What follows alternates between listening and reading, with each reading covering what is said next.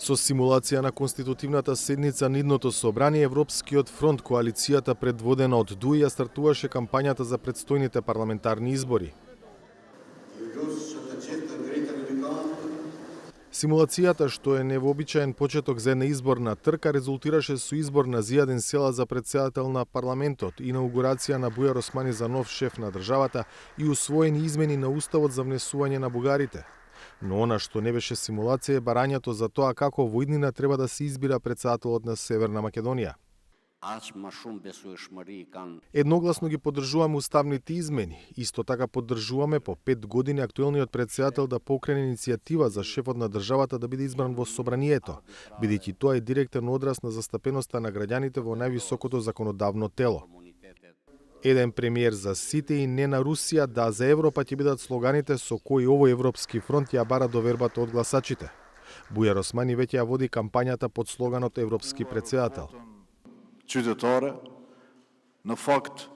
Јас не бев кандидат на една партија, туку бев кандидат на сите заедници кои сонуваа за држава на еднакви можности.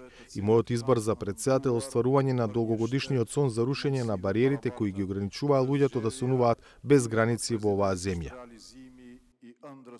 Во исто време, само неколку километри подалеку во Скопската чаршија, опозицијската коалиција на партиите на албанците, која ДУИ ја смета за главен проблем во земјава, ги промовираше своите кандидати за пратеници.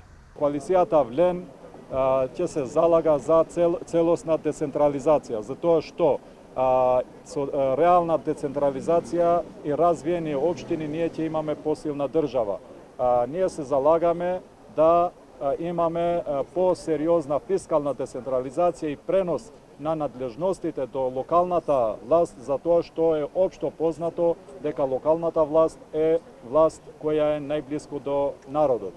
Нашите листи имаат голема разлика од другите листи. Нашите кандидати се 100% кандидати кои имаат чисто минато, без скандали, со добра едукација, со професионален придонес во општеството и обично и најпросто кажано луѓе со многу вредности.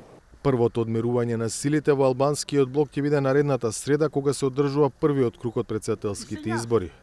Второто соочување ќе биде на парламентарните избори на 8 мај.